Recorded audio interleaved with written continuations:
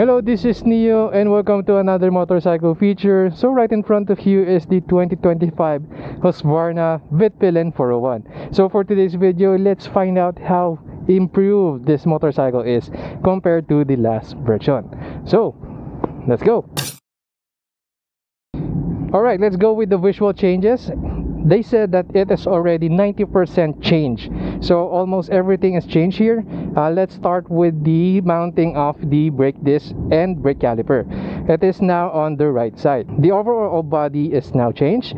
The swing arm is a lot larger, and I think the wheelbase is also larger compared to the previous model. Now for the radiator fans, there's already two of them mounted. So one is on the right and one is on the left. And as you can see, it's kind of pointed to the legs of the rider. Also, this is made of plastic. Okay, so let's go for the controls and some of the features that this motorcycle has.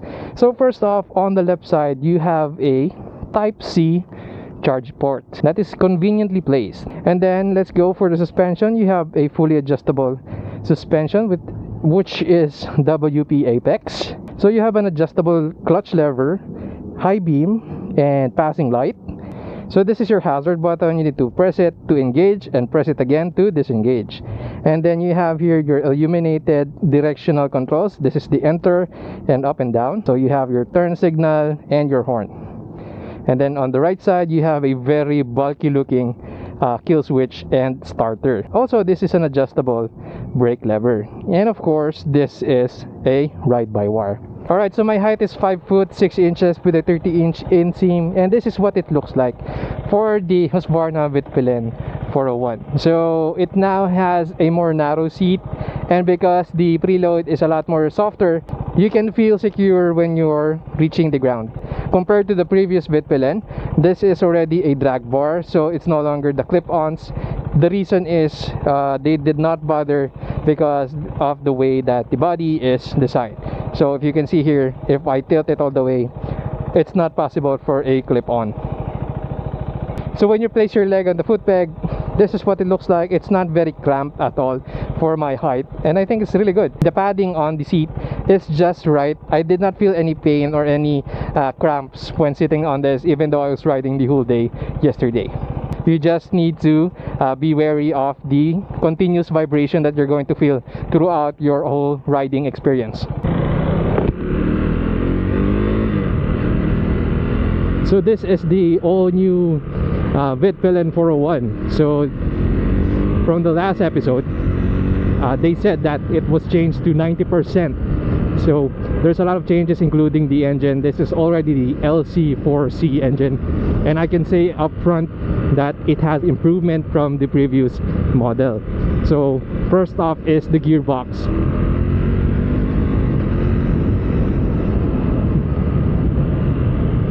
So this comes with the easy shift, as KTM/Husqvarna calls it.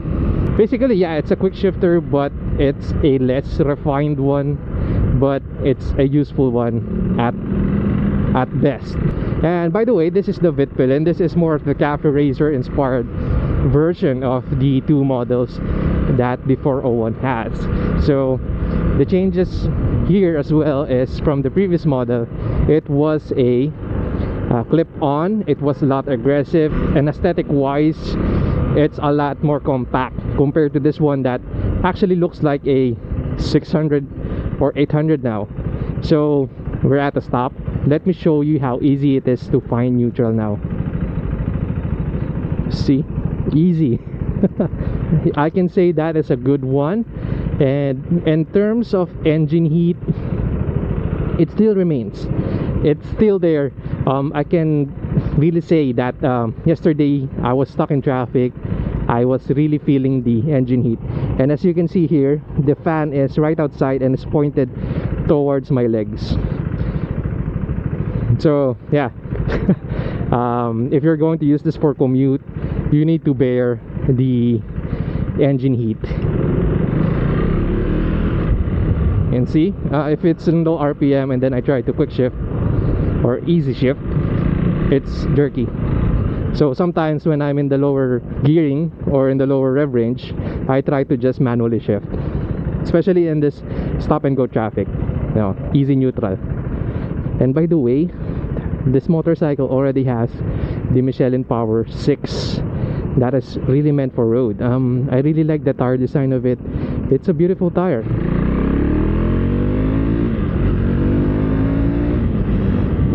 Yeah, it really punches. Anyway, sorry for the braking. For the front brakes, it really works really well, but when you're going on a full stop, I hear a bit of squeak. Maybe it's because the bike is still bedding in those brake calipers, or I mean those brake pads.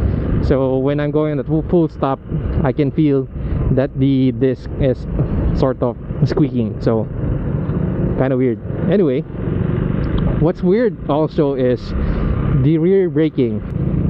I'm barely feeling the grip of the rear brake, and I also tried braking with my heels as in like that.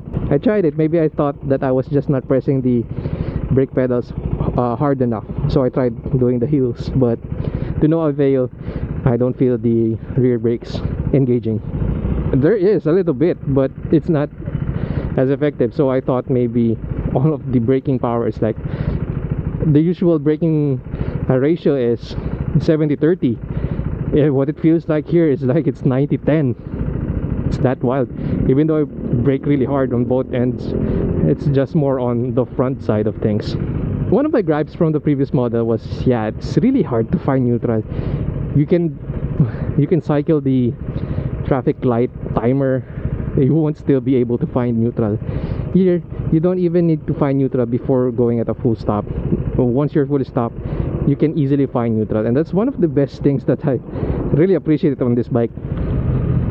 And so far so good. Even though I'm manually shifting on the lower gears, there's no occurrence yet for false neutral, so that's one thing.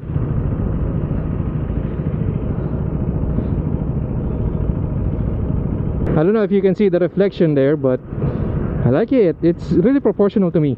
For the price of 309,000 Philippine pesos, you get a really premium bike, because they didn't stick to just one material or to one finish in the variety of parts used. And I think that's one of the formulas for a really good looking bike. You just don't flat out everything, you just don't gloss out everything or do everything metallic finished. So that's one point for me. But one thing I've noticed for longevity, this is matte coated, or I think this is satin coated. So when you're washing this motorcycle, I think you should always use a clean cloth. And I'm friends with a lot of Husqvarna owners. They own Vitpillen, the 200s, the 400. Most of the guys that owned it has the headers rerouted in a different way, so that it's not actually encased inside the frame, so it's not really that close to the wirings. It's not gonna fry those. And yeah, I think they also made a good move, because the headers for this thing is now outside the motorcycle, so they added in a very large bread box to reduce the overall engine noise. And right now I can barely hear the engine, especially when you're running at higher speeds. You'll barely hear the engine running unless you're in really high RPM.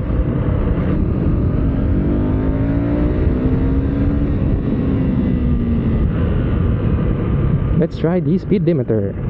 50, can we go lower? Okay, 45. Second gear, third gear. Yeah, as you can see here, this is full throttle, but again, the bike is limiting my speed to 45 kilometers because I set it to 45 kilometers. Even if I upshift there, let me show you. So it's in full throttle but I am safely in 45 kilometers per hour. Cool feature if you're going to ask me.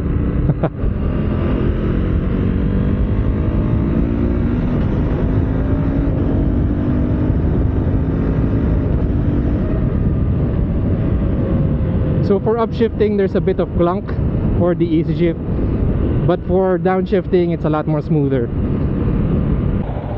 We traveled for 35 kilometers, divide to 1.44, and that's our fuel consumption, 24.375. So one thing I've noticed with these lower displacement motorcycles that has ride-by-wire, it's kind of consistent in the other brands as well, from the CF Moto to the Aprilia ones, that I think the throttle is a lot more forgiving. So what I mean by that is you need to pull on the throttle a lot further for the engine to actually respond. Once you keep on riding this thing, you have lots of fun, especially on city cruising. This is really made for the urban road. So since this is a single cylinder engine, in every rev range you can actually feel the vibration. So it's best that you have the most relaxed positioning possible. So you need to have your wrist relaxed. You don't need to grip the levers that hard because you will feel numb. That was my first day experience with this. I was trying to understand how much power this motorcycle has, and actually there's a lot of torque and braking power, especially for the front, not for the rear. And I think it's going to have a lasting effect if you kept that grip throughout the whole ride, especially for long rides. Now for the stability of this thing, I think it's best to grip the tank. It's not requiring you to grip the tank for posture purposes or to remain comfortable, but to keep the motorcycle stable at higher speeds, because yes, this has a very light overall weight, so that's why you need to have the best grip.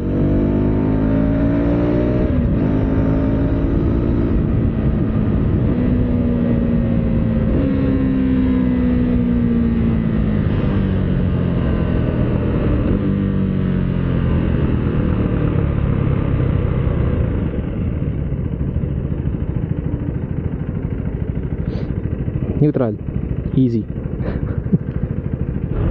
Now I've experienced some electrical problems already. I think it completes the Husky experience. So let me show it to you. You can see here that there's a turn signal warning indicator, and I think it's hyper flashing, and it's something common already to the previous models, because even my friends also experienced the same problems. And for me to disable the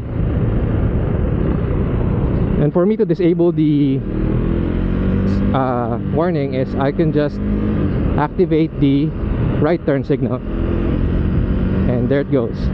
And I tried to let the bike rest and yeah, cool down everything, but it still persists. So like I said earlier, this is like a ticking time bomb, because the way how the cooling works, you can see here that the temperature gauge on the right side is just constantly and continuously rising up, and if there's any like cooling effect, it's just barely seen. And I think it's kind of creating some sort of anxiety that I'm reaching on the higher half of the temperature gauge. And this is consistent, even though you have different riding styles. Even if you're riding at the lower rev range, even if you're riding in the higher rev range, it's still going to keep on climbing up. Okay, before we return this beautiful motorcycle, we have some questions here from Angelo Rodelas. So fuel consumption, we got it earlier. So the feel of the bi-directional quick shifter, does it come standard here in the Philippines? Yes, it comes in standard here in the Philippines. It's called the Easy Shift. It's up and down. I think it's very useful for the very first kilometers you're riding this bike, but when you're going to travel along longer winding roads, I think you'll have a lot more fun with using rev matching or manually shifting using the clutch lever. So I think this is still useful in traffic situations because the downshift end works better but for the upshift it's a little bit clunky, and sometimes the bike turns out to be jerky. So next up, is it possible for 160 rear and 120 front tire size? I believe so, because usually motorcycles has the capacity to upsize one size larger, but you need to take note that it should be the same tire design. And what I mean by that is it should not be dual sport, the knobby ones, because if you're going to select a bigger tire and then select a knobby tire, it's going to hit the fender and as well as in the back. So yeah, it's going to be a big factor. Is the Svart with spoke wheels tubeless? Unfortunately, it's not tubeless, but they said that there's a conversion kit for that, so it's like a tape. So yeah, it doesn't come as tubeless. Your honest opinion of the new 401s compared to the Triumph Speed 400 and Guerrilla 450. We'll check out the Guerrilla 450 very soon. Okay, among the three, I think the Guerrilla 450 is the largest looking one, but thanks to this design on the body, it looks really big. Compared to its previous model, this is a lot larger and actually feels like a big bike now. It doesn't look so compact anymore. For the Triumph, I think it's premium looking minus the dashboard, but among the three, I think the most modern looking and the most aesthetically pleasing among the three is the Vitpillen. I'm not sure about the Svart. Maybe if it's the Svart, maybe I'd go for the Guerrilla. And additionally, they fixed the headers from the previous model. I believe it goes through the engine, so there's much more cooling and it's not really cramped inside the engine. And as you can see here, there's a bit of a gap for the seat to the body, but actually I saw the Svart was more plush compared to this one. I made sure that it's connected properly to the bolts that's supposed to hold this, but yeah, this is the farthest it can go. If it will rain, there's a bit of water going to inside of it, because you can see here it's directly 90-degree and there's an opening here. I've noticed this part of the motorcycle, it turns white for some reason. Maybe some silicone detailer will put it back to its black color, but yeah, it turns white. On the headers, I've just ridden this for only 200 kilometers or less, but you can see that it's already rusting up, and then there's a bit of corrosion over here as well. And yeah, the fan here, you can see the heat hits your legs directly, so no matter the riding style you have, the coolness of the weather you have, it will still run hot. So that's what I said, that it's like a running time bomb. And then someone asked as well if it's possible to put an old Vitpillen or Svartpillen mudguard here or tire hugger. I don't think it really is 100% possible, because although it has bolts here, it's missing a bolt around here to hold the tire hugger. So maybe just wait for the aftermarket part that will support it, because yeah, someone commented that they like the really clean look on the rear. So yeah, so that's it for this episode. Again, thank you so much for watching. If you have any questions for the Vitpillen 401, please feel free to comment down below. Again, this is Neo. As always, ride safe and see you on the road. One more pull.